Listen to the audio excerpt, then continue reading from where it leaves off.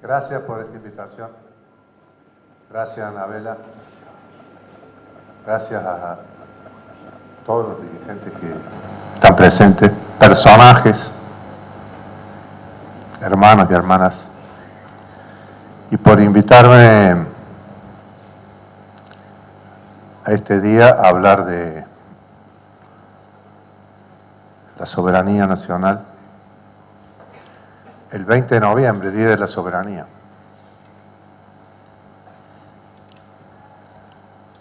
Los militantes más antiguos la tenemos clara. Los más jóvenes por ahí no. Pero es bueno, en las fechas patrias, este feriado, tomarlo para meditar sobre por qué feriado. Y costó mucho que esto se recordara en la Argentina. Creo que se declaró feriado en los años 73, por ahí. Después se perdió, lo sacaron como feriado, como fecha patria, y fue reincorporado en la década anterior. El general San Martín dijo sobre la batalla de Obligado y el Día de la Soberanía. Recuerda el 20 de noviembre de 1845, cuando la Argentina, la provincia de Buenos Aires, el gobierno de Juan Manuel de Rosas, obtuvo una dignísima derrota que se convirtió en un triunfo pírrico de las dos más grandes potencias navales del mundo, que eran Inglaterra y Francia. Derrota porque al continuar los hechos, con las manos vacías. Muy parecido a lo que fue el acto de Chancay, que fue una derrota, pero un triunfo de las armas patrias. El general San Martín comparó la batalla de Obligado como una gesta similar a la guerra de la independencia. En una carta que por ahí si la encuentro la leo porque aparte cortita, dijo que se equivocaban los ingleses y los franceses en pensar que los criollos éramos empanadas que se comen de un solo bocado. Esa frase, que alguna vez la habrán escuchado, pertenece al general San Martín, refiriéndose a la batalla de la Vuelta de Obligado. Y él la compara con una batalla como la Guerra de la Independencia. Tenemos fechas patrias enormes, como es el 9 de julio, como es el 25 de mayo, y como es en la misma jerarquía el 20 de noviembre, el Día de la Soberanía, y el 17 de octubre, que es el nacimiento de la Revolución Social en la Argentina. Pero los historiadores generalmente poco se refieren a esto, la historiografía. Prefieren estudiar o valorar algunos hechos, personajes o cuestiones más cerca a sus intereses o a intereses que yo llamaría el mundo de las pesadillas, busqué realmente al mundo de los sueños y al mundo de la patria.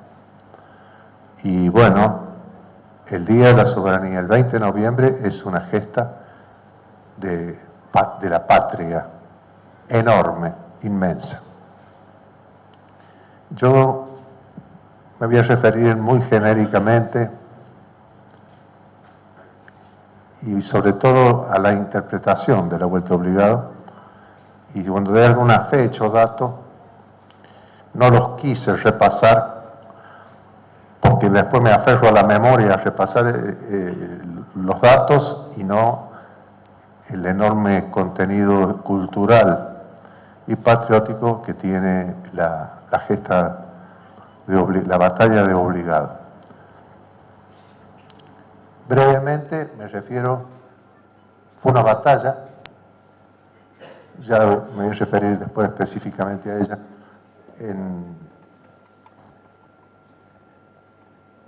una enorme desproporción de medios.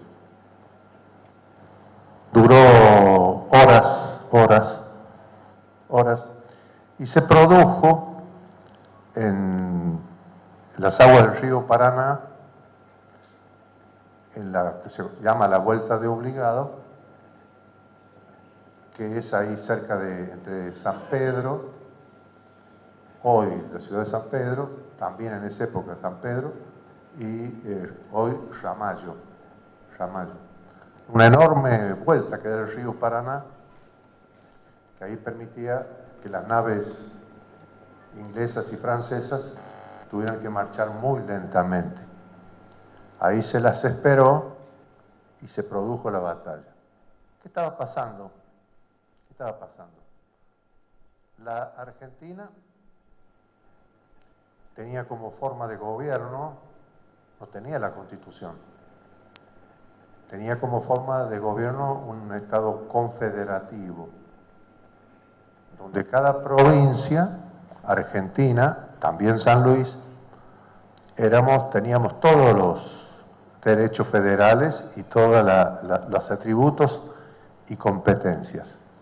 Y solo se cedía una competencia a un gobierno central que era el de la provincia de Buenos Aires, el gobernador de Buenos Aires, que eran las relaciones exteriores. El resto es como si tuviéramos nosotros todos los atributos, menos delegábamos en el gobernador de Buenos Aires, Juan Manuel de Rosas, en ese momento, las relaciones exteriores. Breve me refiero, la gran actitud del gobernador José Santos Ortiz de San Luis, cuando le tiene que delegar a Rosas estas facultades. José Santos Ortiz era un intelectual, entonces convoca a un consejo de los más notables puntanas y puntanos y fija posición sobre cómo son estas atribuciones y en qué condiciones se da. Bueno, entre esas hay paro con José Santos Ortiz y vuelvo al Estado confederativo. Entre esas atribuciones de las relaciones exteriores también está la guerra y la paz, y el cuidado de las aduanas exteriores y las relaciones internacionales, lo que sería el mundo de la diplomacia. Tres razones por las que se va a producir el conflicto y el bloqueo anglo-francés. El primero, y fíjense qué parecido con la realidad. Vamos a decirlo de otra manera. Cualquier parecido con la realidad, como dicen ahora, es mera coincidencia. Vamos a tomarlo así con un encomillado. El primer gran conflicto o problema era la deuda externa. La deuda externa.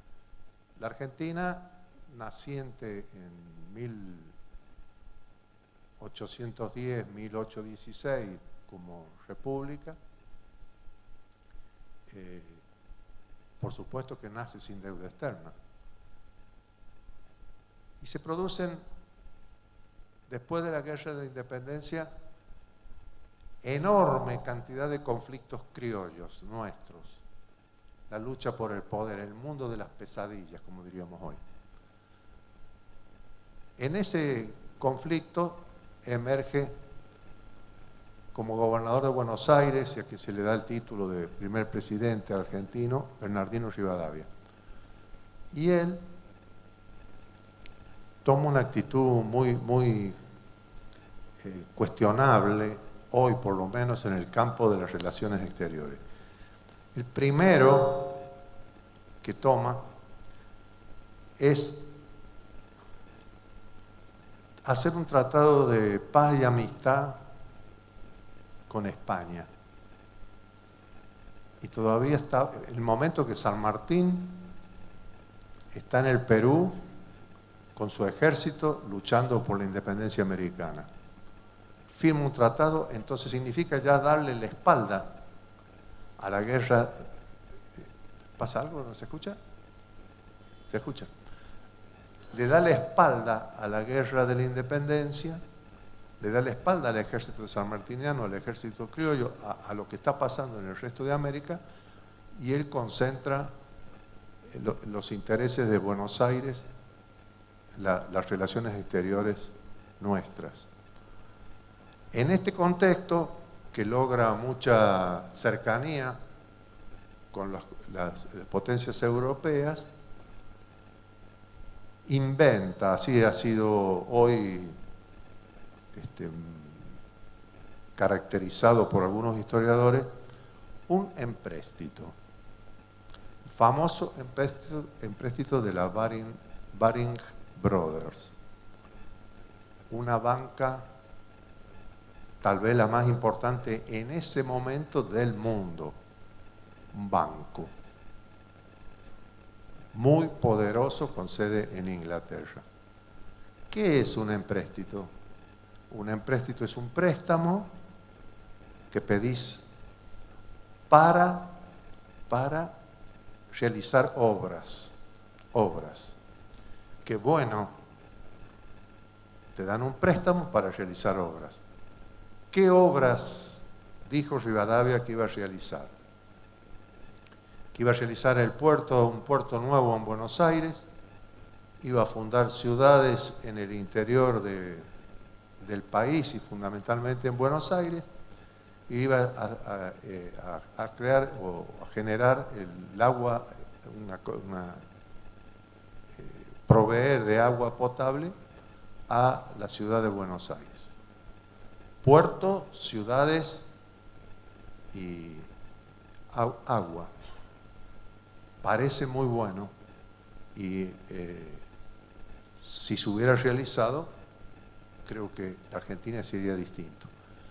El crédito que pedía, o el empréstito, era de 1.000.000 de libras esterlinas. Piensen lo que sería en ese momento esa cantidad que te permitía hacer un puerto, fundar ciudades y darle agua potable a estas ciudades y a la ciudad de Buenos Aires. Es una inversión que prácticamente hoy sería de una cifra de muchos ceros. Y en plata fuerte o en libras esterlinas. La negociación de la deuda externa, los ingleses fijaron un interés que después resulta ser del 6% anual, y cuando discute Rivadavia le plantea que eso se podría pagar con las rentas de la aduana de Buenos Aires, más o menos 300.000 libras por año, que era lo que daba la aduana. Alguien le dijo, y si no le dijo bien, valía la pena que le dijeran, y bueno, ¿y para qué vamos a pedir el préstamo? Si tenemos tantas rentas, hagámoslo sin préstamo. Pero parece que nadie le dijo. Los ingleses esto era lo que ofrecían. Y Rivadavia lo transforma a ese préstamo en un retorno para la empresa Baring Brothers y para una comisión de 5 miembros de aproximadamente ese retorno del 20%. O sea que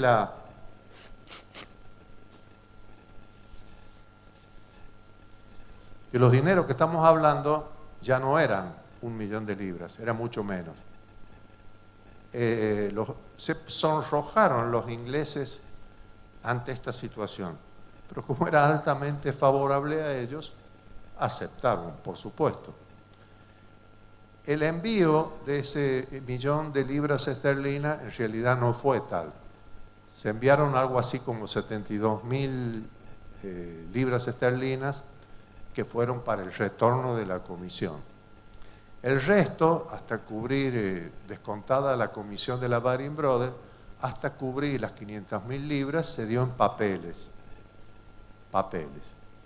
Y las 500.000 libras que no enviaron quedaron en la banca de la Baring Brothers, que eso sí, nosotros pagábamos el préstamo a 6% y la Baring Brothers nos retenía el dinero dándonos un interés del 3%. Obviamente eso quedó así y así siguió siendo, pero en los libros de la Argentina figura como una deuda externa. Yo quiero leer, si lo encuentro rápido y no se ponga nervioso en mi búsqueda. ¿Qué hizo Rosas con esta deuda externa? Esta deuda externa se fue pagando a veces, los intereses se iban pagando hasta que viene el gobierno de Rosas. Y Rosas en la legislatura de Buenos Aires, a ver si lo encuentro, no se ponga nervioso.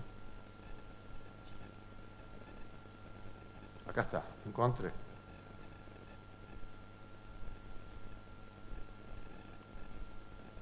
Miren lo que dice. Rosas tenía un lenguaje, Rosas controvertido.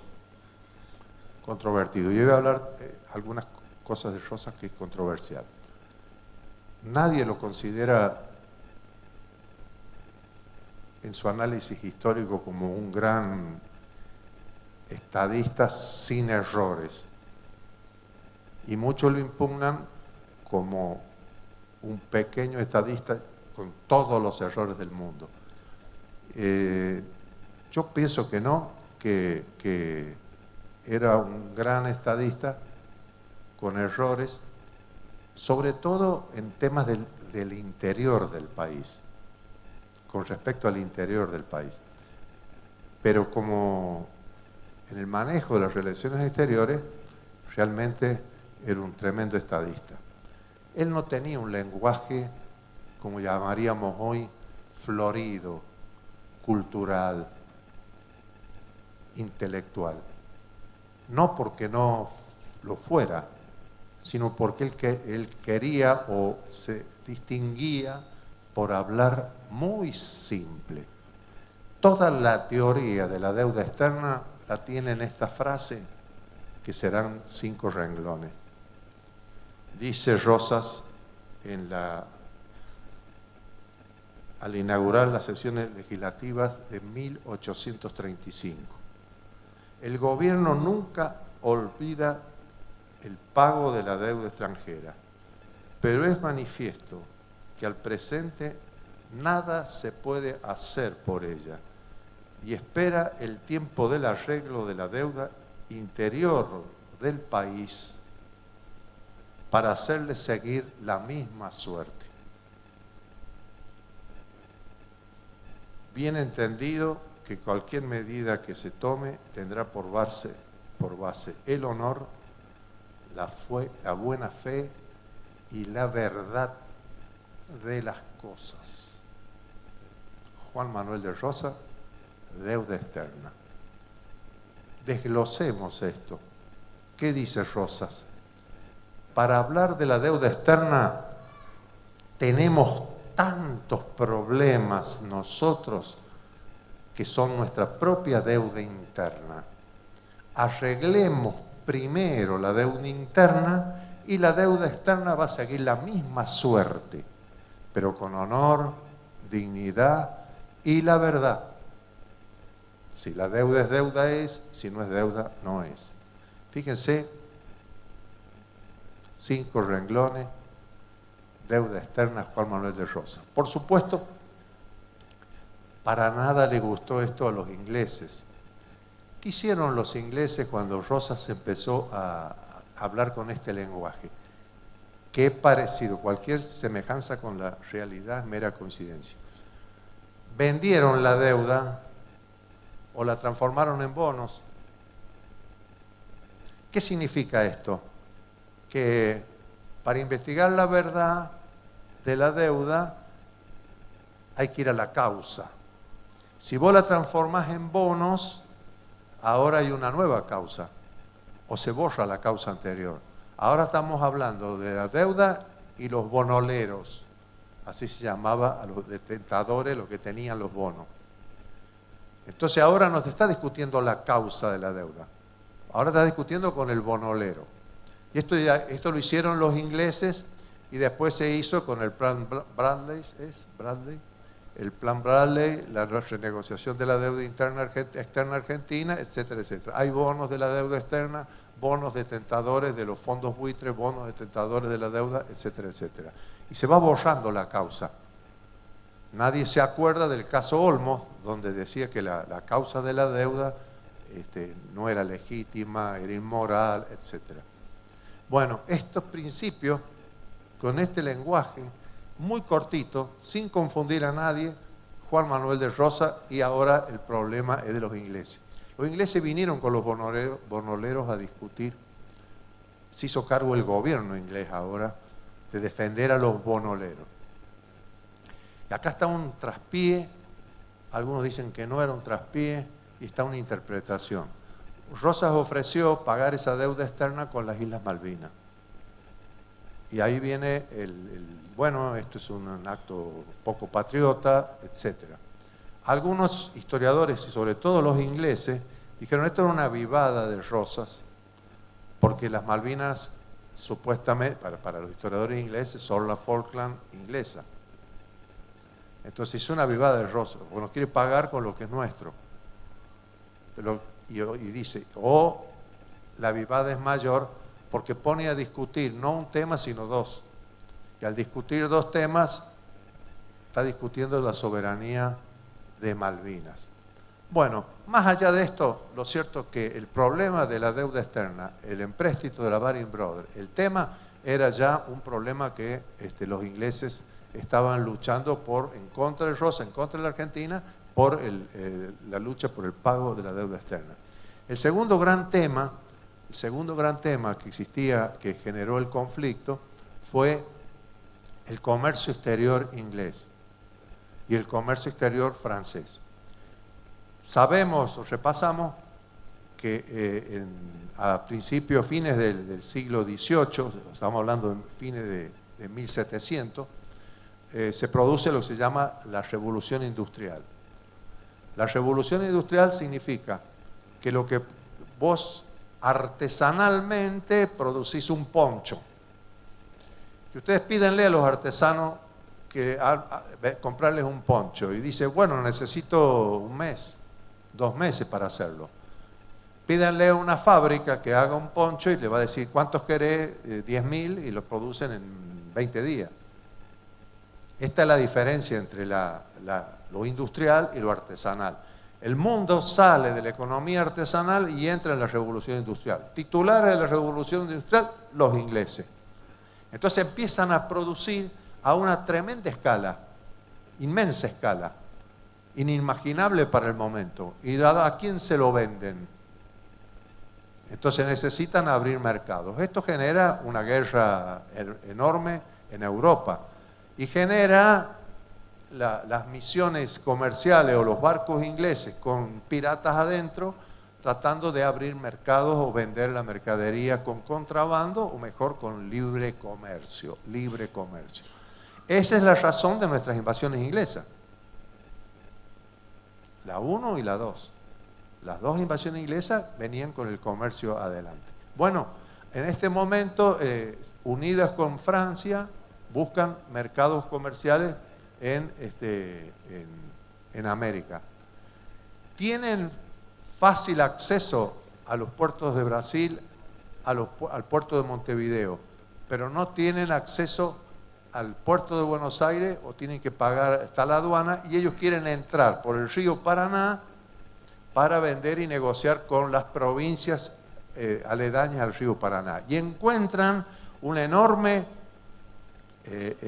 caldo de cultivo en los terratenientes de Entre Ríos, Corrientes y Santa Fe. Pero tienen que pasar por el río Paraná. Y la discusión entonces se plantea en términos diplomáticos con si el río es navegable libremente o no es navegable libremente. Nosotros sosteníamos la soberanía sobre el río Paraná y la soberanía sobre la navegación de los ríos como el Paraná, el río de la Plata y el Uruguay. No se metía Rosas, pero sí sobre el río de la Plata y el Paraná. Y esto es lo que querían vencer los ingleses y negociar directamente con estas provincias, que en definitiva, después de la batalla de la Vuelta Obligado, lo logran, pero muy escasamente. Por eso vuelven y se convierten en una victoria pírrica, porque son muy pocos los comerciantes que se acercan, la mercadería no es de su interés, tampoco tienen el dinero que piden y se frustran los negocios porque no tienen un pícaro adentro que maneje los negocios, que se los facilite. Se enfrentan en un mano a mano con los terratenientes. Bueno, este era el segundo gran motivo que estaba en la cabeza de los anglo-franceses. El tercer tema, también determinante sobre esto, que pertenece al mundo de las pesadillas nuestras. Después en 1820, el día que muere Belgrano también se conoce como el Día de los Tres Gobernadores de Buenos Aires. Y se marca como el ciclo que comienzan las guerras civiles nuestras, lo que se conoce como la anarquía, las faltas de gobierno central o todo este problema de la lucha entre caudillos, entre unitarios y federales, etc. Esto, bueno, no hace falta contarlo, y la figura de Rosas aparece un poco para ordenar esta problemática. Y el Uruguay, que era independiente, el Uruguay tenía en ese momento, y es hoy también, una potencia agrícola ganadera con tierras fértiles y cantidad de puertos y población igual o similar o la misma cantidad y cualidad que la provincia de Buenos Aires completa, y con sus puertos, etc. Y el Uruguay tenía una gran influencia de Brasil, y Brasil, de la mano y de los unitarios de allá, que no se llamaban unitarios, aliados a Inglaterra y Francia. Y había un grupo, en el caso de la batalla de la Vuelta Obligado es Oribe, no que participe en la batalla, sino que es el que está gobernando el Uruguay o sitiando Montevideo, que es amigo de Rosas. Entonces, con este pretexto de los atropellos que decían que hacía Oribe o la incomodidad que tenían frente a esta situación, piden el desplazamiento de Oribe, generan el bloqueo y arremeten contra el gobierno de la Confederación y esta situación. Yo diría hoy que este es el pretexto del bloqueo, que no es la causa. La causa es querer violentar nuestra soberanía en los ríos para el comercio anglo-francés y la problemática de la deuda externa del empréstito de Rosas. Estas serían las causas grandes.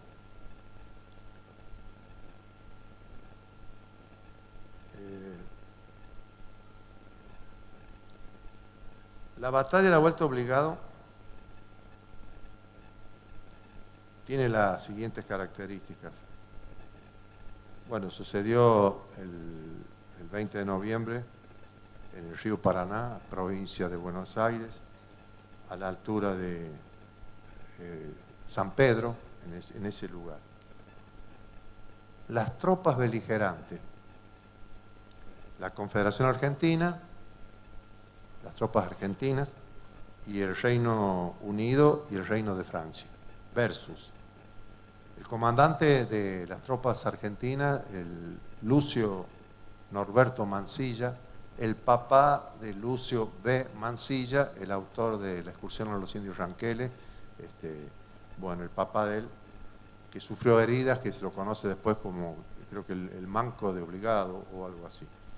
Y las tropas inglesas, Samuel Inglefield, y las tropas francesas, François Thomas Theobald, o algo así, disculpen la pronunciamiento.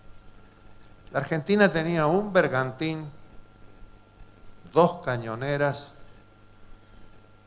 y 4 baterías con 30 cañones. Las baterías las que estaban en tierra, 4 baterías. Y los bergantines y las cañoneras estaban en el mar, pero eran nada, chiquititas al lado de lo que es ahora los 22 buques de guerra ingleses y franceses. 418 cañones. Y ellos eran 880 soldados manejando los buques de guerra y los cañones, y nosotros cerca de 2000. Para darnos cuenta, estas 22 buques de guerra y los cañones ingleses, es lo mismo que si pudiéramos comparar un rifle de esos muy antiguos que tiran una bala y ahora hay que cargarlo, etcétera, con un rifle de repetición.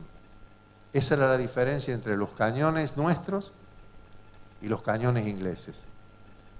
Como que tirar una bala de cañón a los barcos ingleses, nosotros tirábamos una bala y tardábamos 4 o 5 minutos en tirar la segunda, ellos en ese momento podían tirar 30, 40 disparos de cañón. Se le agotó todos los disparos de cañón a eso y tenían muchísimo fuego la artillería inglesa y francesa. Y nos produjeron, la derrota. Después de que termina la noche, bueno, hay un repliegue, quisieron entrar y no pudieron, tuvieron que embarcar de nuevo los ingleses e irse. Y ellos hicieron, algunos siguieron, intentaron hacer este negocio que no les resultó, intentaron desembarcar en Santa Fe, en San Lorenzo, en Ramallo subiendo San Pedro, lo que hoy sería Ramallo, y fueron derrotados. En San Lorenzo volvieron a ser derrotados y luego entraron y tuvieron que irse muy, muy avergonzados. La historia termina con los tratados que hace Rosa, primero con los ingleses y después con los franceses, donde es respetado la soberanía nacional, es respetado la navegación para nosotros de los ríos y por supuesto las aduanas y los aranceles aduaneros que puso la Argentina.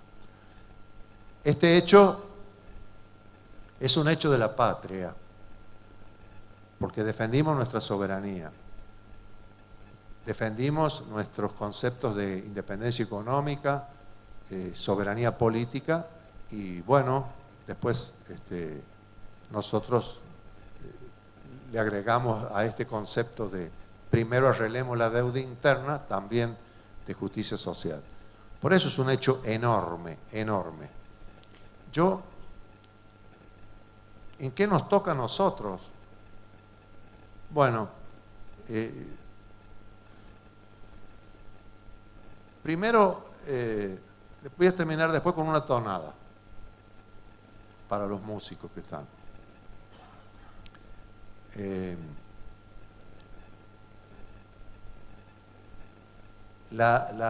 Los problemas argentinos,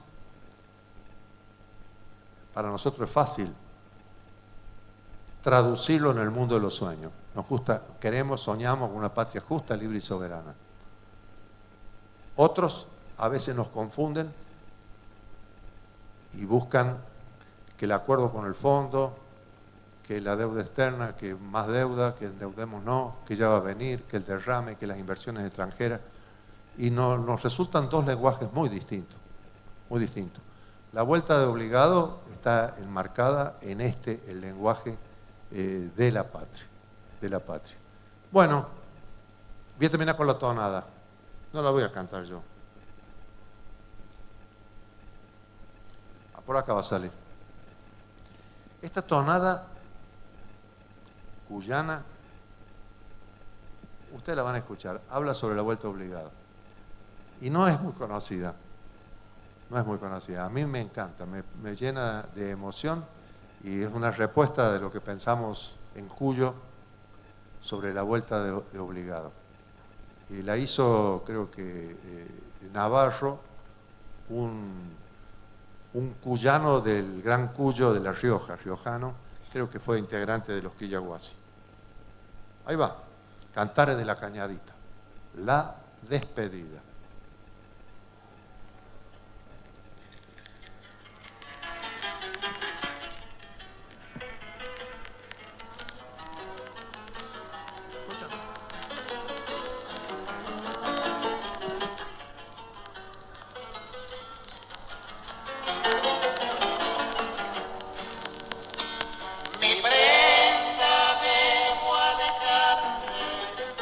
Muy pronto me ausentaré.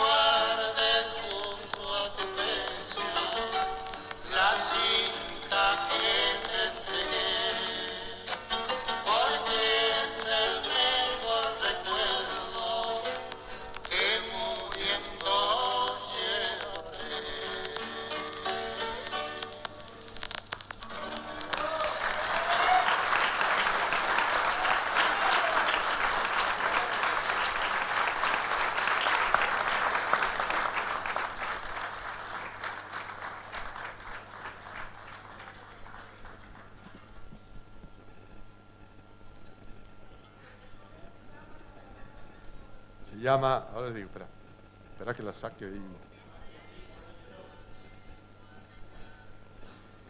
No quiere irse. La despedida se llama. La despedida, una tonada de Navarro y los cantares de la Cañadita. La interpreta. Es la única versión que conozco. Pero hoy va a quedar acá, así que ya la pueden tomar en, en YouTube, en la red. Queriendo reunirnos, estamos en un momento difícil de la Argentina, no estamos en un momento fácil en San Luis, ni tampoco en Villa Mercedes. ¿Cómo hacemos? ¿Cómo hacemos? Lo que hemos hecho siempre, de la periferia al centro. Primero la deuda interna, primero los humildes, primero los humildes.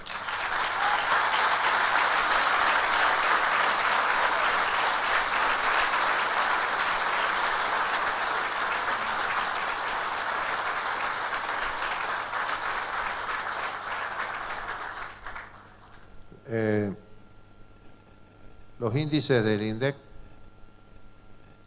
no son ciertos. La pobreza es mayor, la indigencia es mayor. Yo podría decir con orgullo, pero lo digo con vergüenza. El índice de desocupación de la Argentina es 27, en este momento, 27 puntos según el INDEC, o la última medición. 27. Con urbano 32. Hay pueblos, Santiago del Estero, Corrientes, algunos pueblos, que llega hasta el 42 la pobreza. Pobreza es no me alcanza la plata. Y no me alcanza no es porque vaya al casino. No me alcanza porque están bajando los sueldos, los tarifazos, los problemas en la salud pública, en las escuelas. No alcanza. Se llama pobreza. Y hay otro índice que es peor todavía, que se llama indigencia. Indigencia es no me alcanza ni para comer. Ni para comer. Bueno, nosotros hemos bajado de 27 puntos a 17. Solo en estos breves periodos. Queremos bajarla más. ¿Sentimos orgullo de haberla bajado? Sí. Pero a su vez sentimos una enorme vergüenza de que en San Luis, en nuestro San Luis, exista 17 puntos de pobreza. La indigencia no es tan grave en San Luis, son un punto por familia, dice un punto, por persona 2 puntos, pero es muchísimo. Porque si hay alguien que no está comiendo hoy, ¿qué estamos haciendo nosotros por él? No tiene que haber niños que vayan a dormir con la panza vacía. Les duele la panza. El hambre duele. Duele. Nosotros tenemos que encontrarlos. Sin picardía, sin pillería. No es que nada. Donde está un chico en este estado de indigencia, todos nosotros somos responsables, lo encontramos y le solucionamos el problema. Ya va a acudir el Estado también, obviamente, pero es responsabilidad de todos. Bueno, este es el país del señor Macri, el país del señor Macri, sin obras, con una tremenda discriminación a San Luis. Macri dijo, en la primera reunión, yo estuve, dijo, y voy a hacer obras en el interior, en todo el país, con un sistema de premios y sanciones. Al que haga, más.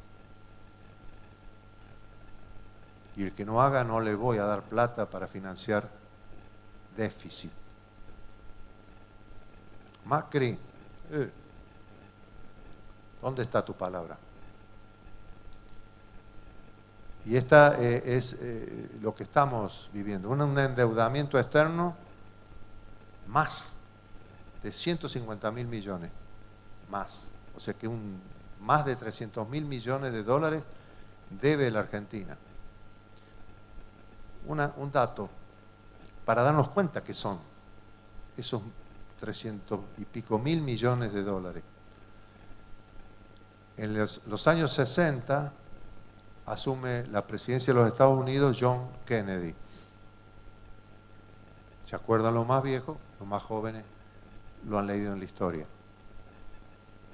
Él dice, voy a hacer para América Latina un plan. El plan, ¿cómo se llamaba? La Alianza para el Progreso. Un plan de alianza para el progreso. Imitando lo que había dado resultado en Europa, el plan Marshall. El plan Marshall de recuperación de Europa de la posguerra, para toda Europa, era de 10.000 millones de dólares. Y después lo ampliaron a 20.000. ¿Salió Europa? Salió. Para toda América Latina eran 16.000. Después dijeron, no, es poco. Vamos a poner 32.000.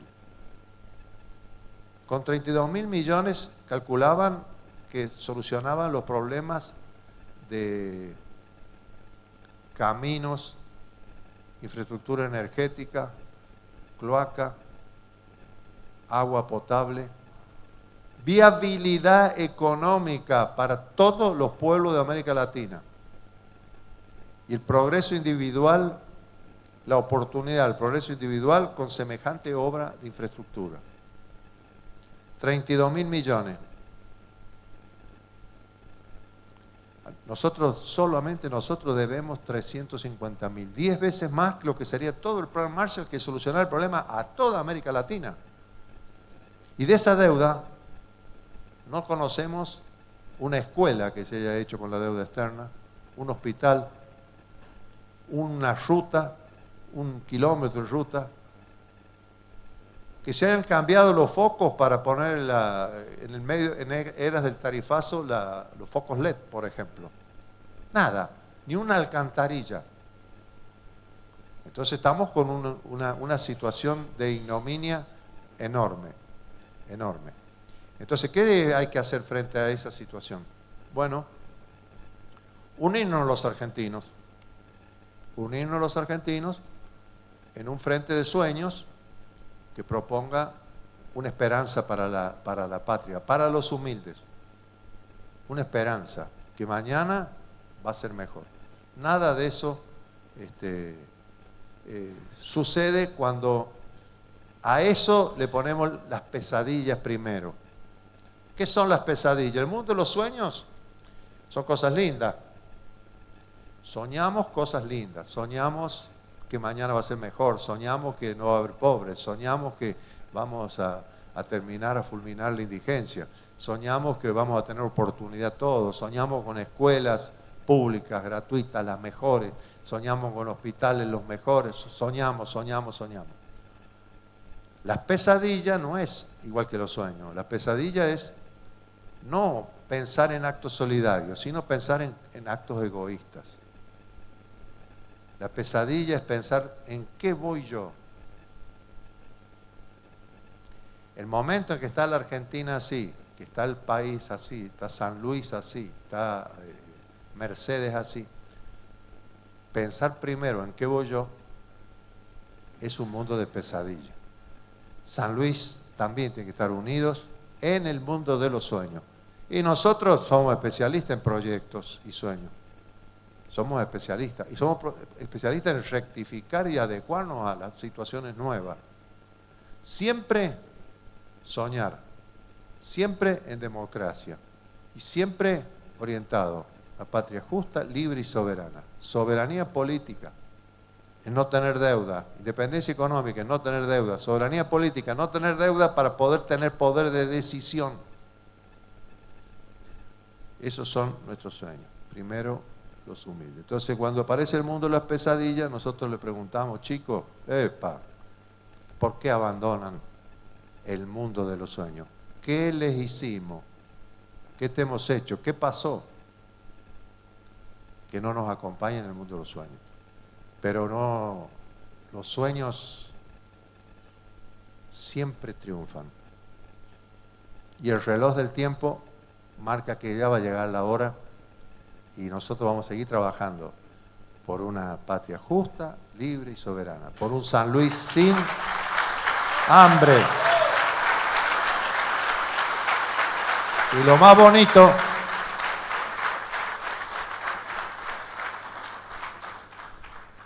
bonito, y esta reunión, por eso estoy tan agradecido, lo más bonito es que eso del mundo de los sueños va a ganar y va a triunfar.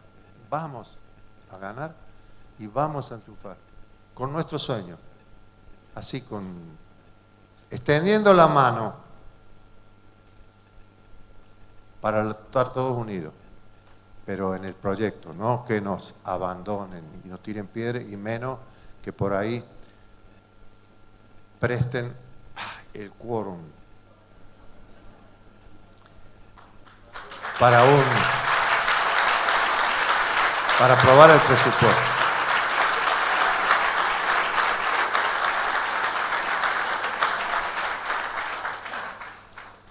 Termino con el presupuesto. Es difícil entender para el que no sabe qué es el presupuesto, todo eso, pero es como decir, sentarse en la familia, el papá, la mamá, los chicos, y decir, ¿cómo hacemos cómo vamos a hacer el mes que viene, el año que viene? Y vamos a calcular cuánto nos entra, y los sueldos son esto y esto, y cómo lo gastamos o invertimos, y en esto, adecuar lo que entra con lo otro. Y hacerlo en familia significa que el plan es de la familia para el beneficio de los integrantes de la familia. El presupuesto municipal, provincial o nacional es lo mismo.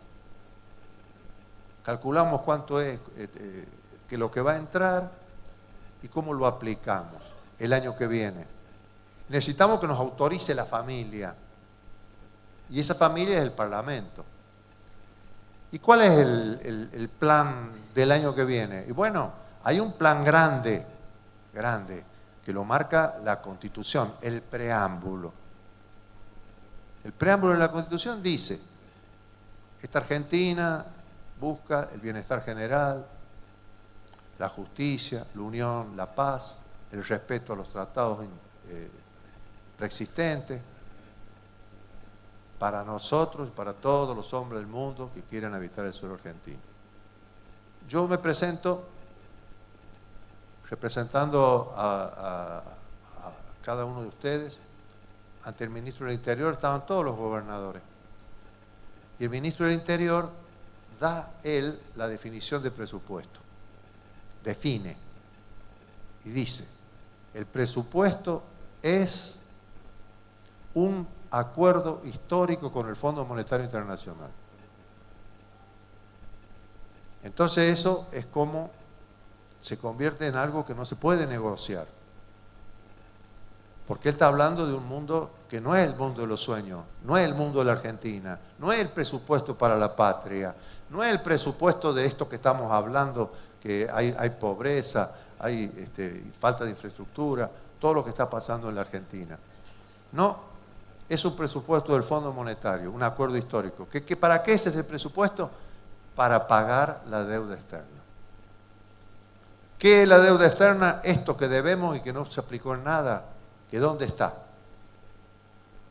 Entonces, como nos dieron papeles y nos están ajustando para que lo devolvamos a esos papeles con sangre, sudor y lágrimas del pueblo argentino.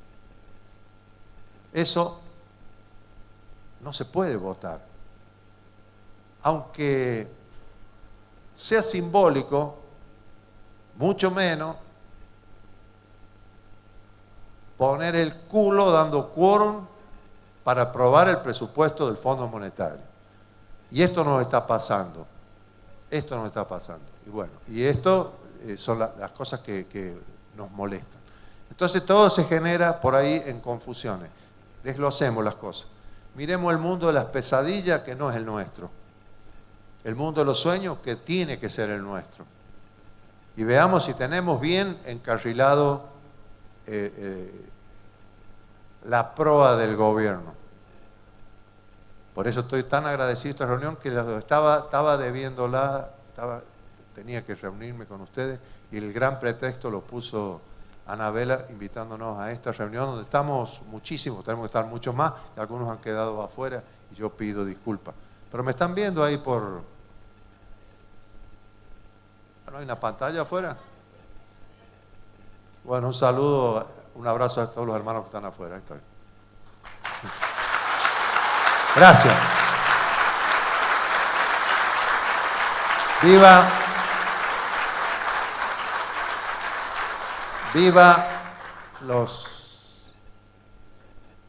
el pueblo de la Vuelta Obligado, nuestros antepasados que estuvieron en esa batalla. Viva el general Mansilla.